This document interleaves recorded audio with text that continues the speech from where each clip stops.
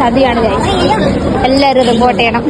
അപ്പോൾ hello guys, കുറേ നാളായില്ലേ video ഒക്കെ ഇട്ടിട്ട്. കാരണം വേറെ ഒന്നുമല്ല, എനിക്കിപ്പോൾ വീഡിയോ എടുക്കാനും ഇടാനും ഒക്കെ നല്ല മടിയാണ്. ഒന്ന് മടി പിടിച്ച് പോയി കഴിഞ്ഞാൽ ഈ ട്രാക്കിലോട്ട് വരുന്നത് വളരെ വളരെ വളരെ പാടാന്നുള്ള കാര്യം ഞാൻ ഇപ്പോഴാണ് മനസ്സിലാക്കുന്നത്. ബൈ ദ ബൈ, ഇന്ന് നമ്മൾ കുറച്ച് ചെറിയ ചെറിയ ഷോപ്പിംഗ് ഒക്കെ ആയിട്ട് ഇറങ്ങിയിരിക്കുകയാണ് നമ്മുടെ ലുലു ഹൈപ്പർ മാർക്കറ്റിലോട്ട്. അവിടെ ചെന്നപ്പോഴാണ് അറിയുന്നത് അവിടെ മാംഗോ ഫെസ്റ്റ് എന്ന് പറഞ്ഞൊരു വലിയ പരിപാടി നടക്കുന്നത്. ഞാനായിരിക്കും ഇക്കാര്യം ലാസ്റ്റ് ആയിട്ട് അറിയുന്നത്. അവിടെ ചെന്ന് ഇത് കണ്ടപ്പോഴാണ് ഞാൻ ഓർക്കുന്നത്, അയ്യോ ഞാൻ വ്ളോഗ് എടുക്കുന്നില്ലേ എന്നൊക്കെ. അപ്പം തൊട്ട് ഞാൻ വ്ളോഗ് എടുക്കാൻ അങ്ങ് സ്റ്റാർട്ട് ചെയ്തു. വീട്ടിലെ ഇഷ്ടം പോലെ ബാങ്ങിയുണ്ടെ പോലും അവിടുത്തെ മാംഗോ ഫെസ്റ്റ് കണ്ടപ്പോൾ നമ്മൾ അറിയാതെ അവിടെ അങ്ങനെ നിന്നുപോയി. അങ്ങനെ നമുക്ക് നിന്ന് കളയാൻ സമയമില്ലാത്തതുകൊണ്ട് അവിടെ ഞങ്ങൾ നേരെ നമ്മൾ ഓരോ സാധനങ്ങളും ഓർത്തോർത്ത് വാങ്ങിച്ചു വന്നപ്പോഴേക്കും ഞാൻ നല്ല രീതിയിൽ ടയേർഡായി.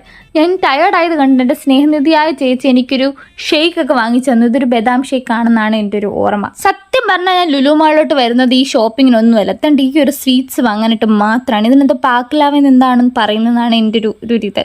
അപ്പോൾ ഈ ഒരു സ്വീറ്റ് ഭയങ്കര അടിപൊളിയാണ്. നിങ്ങൾ ട്രൈ ചെയ്തിട്ടില്ല, ഒന്ന് ട്രൈ ചെയ്തോ. അവിടെ നിന്ന് ഇത് കിട്ടാനായിട്ട് കുറച്ച് സമയമുള്ളത് കൊണ്ട് ഞാൻ എൻ്റെ ഫിച്ചൊക്കെ നടത്തിക്കൊണ്ടിരിക്കുകയാണ്. അത്രയും നാട്ടുകാരുടെ മുന്നിൽ നോട്ട്. ഈ ഒരു സെക്ഷനിലോട്ട് കയറുമ്പോൾ എനിക്ക് ഭയങ്കര കൺഫ്യൂഷനാണ്. ഏതെടുക്കും എന്ന് ഓർത്ത്. നമുക്കിതെല്ലാം വാങ്ങാൻ തോന്നും, പക്ഷെ നമ്മുടെ തോന്നൽ നമ്മൾ കൺട്രോൾ ചെയ്യട്ടെ. നമുക്ക് വേണ്ടത് മാത്രം പിക്ക് ചെയ്യണം.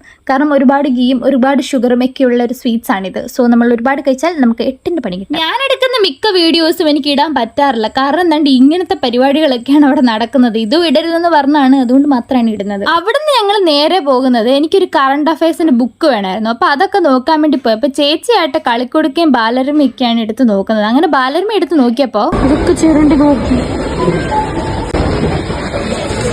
അതും ചിരണ്ടിയോ? കണ്ടി സ്ഥലം കണ്ടോ? ഇതുവരെല്ലാം ചിരണ്ടി വെച്ചേക്കുന്നത്. ചതിയാണ് ഗൈസ്.